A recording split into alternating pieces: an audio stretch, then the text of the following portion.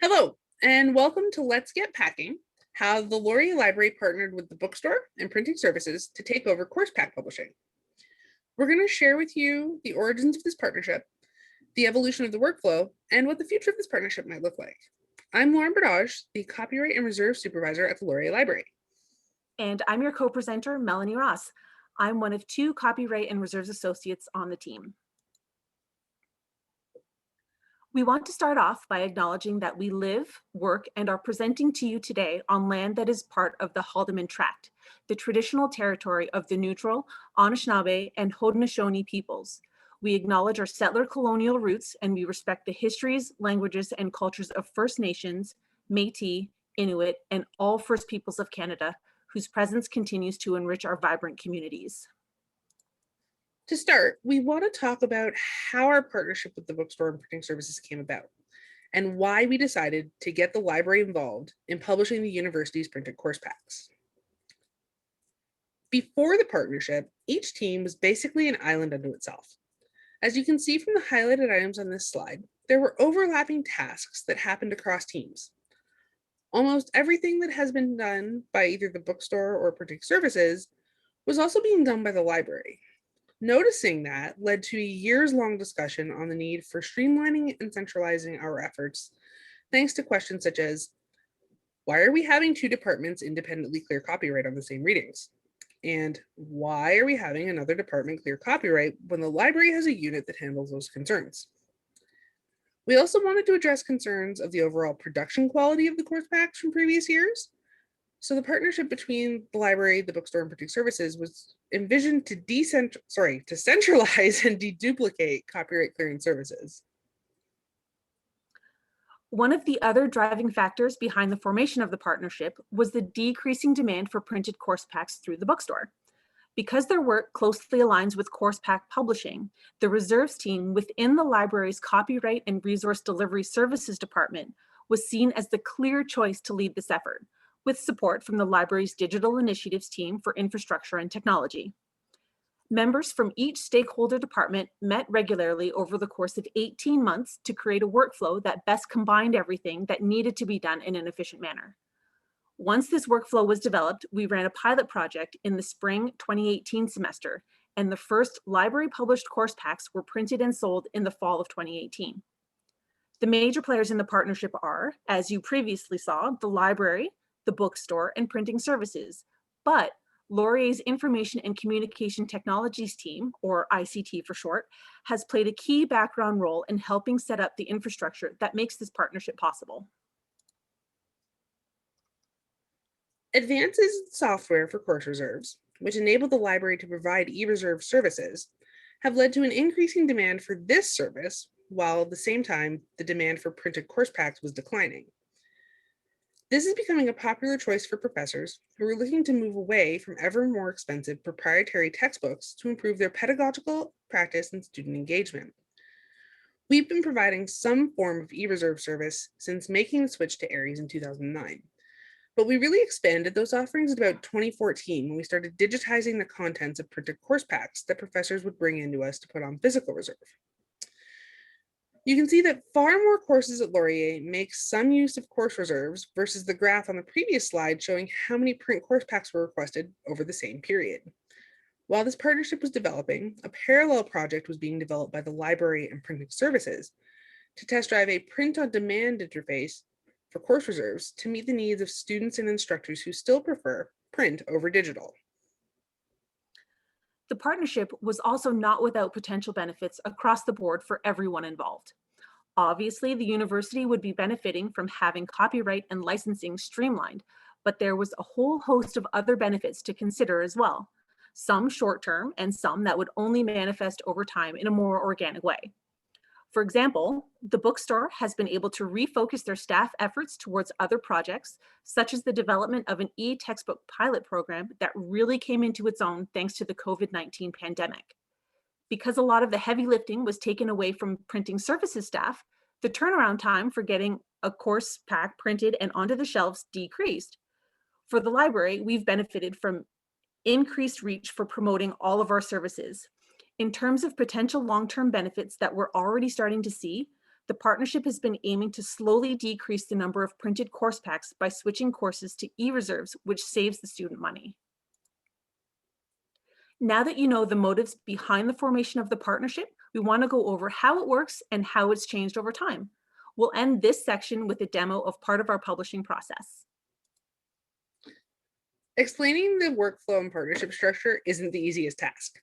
While we have streamlined the process, it's still a complex machine given the number of people and teams involved. As you can see, each department has tasks that it handles on its own, but those tasks do rely on work done in other departments sometimes. That's represented by the outer layer of the Venn diagram. The second layer of the diagram represents the tasks that require two departments to work together, whether it's the library and the bookstore, the library and printing services, or printing services in the bookstore. The white space in the middle represents the course packs themselves, but think of the overall white background as the ICT and libraries digital initiatives teams, because without their infrastructure, it would be very hard for the rest of this partnership to work as smoothly as it does. One way in which we've been able to streamline things is during intake. When we first developed the partnership, we had an incredibly complex system in place. In the original workflow, faculty members had two options for submission.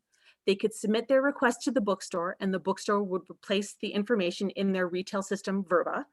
When that happened, we needed to dig through Verba to find the information, which wasn't easy because it has no search function. The other way was to submit to the library directly, and we would go into Verba and create a record. With the addition of course packs, the course reserves office was managing 4 services with 2 people. So this piece would tend to be overlooked, and it was very hard for us to navigate an unfamiliar system. As a solution, the library's digital initiatives team created a web form for faculty to submit their requests to. This form emails the request to both the library and bookstore staff so that each team can enter the information in their own systems much more comfortably. To that end, we also created a spreadsheet which is used to track all the statuses and shared information like ISBNs. This also used to be passed by notes in Verba, but it doesn't have a notification system, so you had to hunt for those notes manually. The added benefit of this intake form gave us the chance to convert packs that could be done in Aries as e-reserves through discussions with faculty members.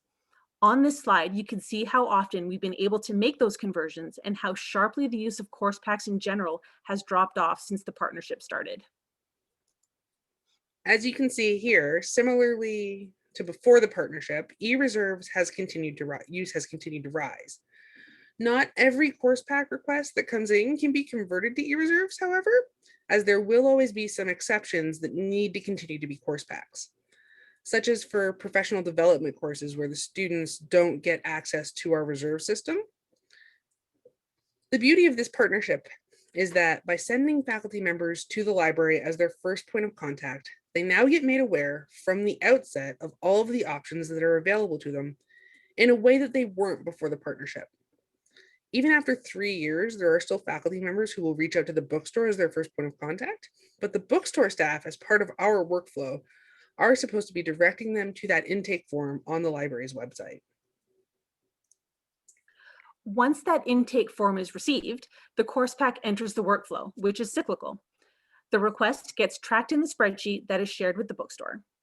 An invisible course is created in Aries where all of the items for the course pack are collected. At the same time, the bookstore is creating a retail record for the course pack and creating an ISBN that will also get put into Aries. The items from the submitted readings are sourced, processed, and cleared for copyright permissions in the same way we would a reserve request, with the exception of adding sequential numbers in the tags field. This allows for the arrangement of the items into the professor's preferred reading order during the proofing and production phase. When I'm finished inputting everything into Aries and uploading all of the items to our internal server, Lauren takes over to actually put the pack together. That's right. We're in phase 3 now, and we step out of Aries and into the proofing interface, which was built for us by ICT. Here I can compile the individual PDFs in the correct order into either a proof or a production file.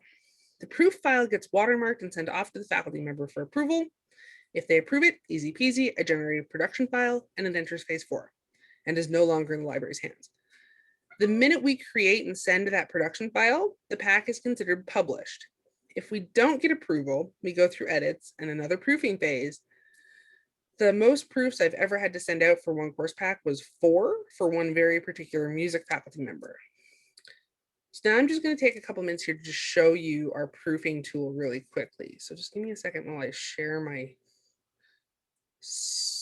proper screen. So stop share and then start share again with, where is it? Where is it? Oh no. There it is. Okay. So this is our print on demand interface. You're seeing the right thing now, right, Mel? Yeah. Okay, good. This is what it looks like. And then when you click into a course, this is what you see. And you can drag and drop these into the proper order. That's what Mel was talking about when she meant we use tags to tell us what order things should be in, because they're not in the right order here initially. So once I can either choose proof or I can choose production. And then I just hit generate preview and that button will spit out a PDF. And I pre-generated a couple of those so I can show you what they look like real quickly. There we go. So this would be what a proof would look like. The proof has what it would look like in print for the faculty member. So we put the graphic on it and there's a table of contents and then you go into all the items. There's this separator that the system generates in order to put in the table of contents. And then once that's approved, we go back and we do the production file, which doesn't have a graphic. That's literally the only difference because they have special paper that already has the graphic printed on it in printing services that they use for these cover sheets. So let's go back to the presentation now. Where is it? There it is. Okay, I've lost presenter mode. Hang on a second. Tech difficulties. There we go. Now that we're 3 years into this partnership, we can start thinking about where it can go and how we can expand it in the future. One area where this can happen is with our business, math, music, and social work programs by creating additional support for them. So a lot of courses in these programs rely on content that can't always be easily transported into ARIES. With business, they rely on IV cases, whereas a lot of our math professors will create their own lecture notes, and the music and social work programs are the two programs that often run those professional development courses where the students don't get access to ARIES. COVID-19 showed us that these materials do need to be made available electronically now, though. So we now know that Laurier has to look to the future and figure out how to build on our existing infrastructure in order to publish and sell e-course packs. Since course reserves are considered affordable educational resources, we would also like to see that leveraged to get Laurier into providing both digital and print open education resources as well. Both these moves align with the university's long-term goal of phasing out course packs completely. Not everything can be available through reserves and print on demand, but OERs open the door to more digital content than proprietary textbooks, and offering e-course packs where needed can help fill in the final gaps. The move to digital with the option to print gives the students control over how they interact with and use their course resources. It doesn't force them to spend money if they don't have to, and it's much more in line with the principles of universal design for learning, which universities, including Laurier, are embracing. The development of this partnership was a huge undertaking, and we learned a lot in the process. We wanted to share a few things that might help you if you're considering implementing something like this at your institution. First of all, involve the faculty and the students in the process from the outset.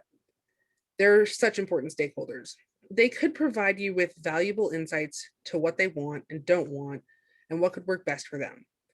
Next, come up with an outreach and communications plan and stick to it, because the more you communicate this service, the better used it will be and the easier it will be to understand.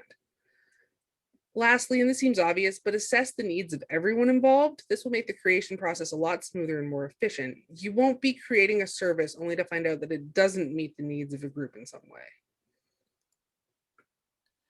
Thank you so much for taking the time to come and listen to our presentation today. We hope that it's been worthwhile for you, and we are looking forward to interacting with you all in the Q&A session. Boop.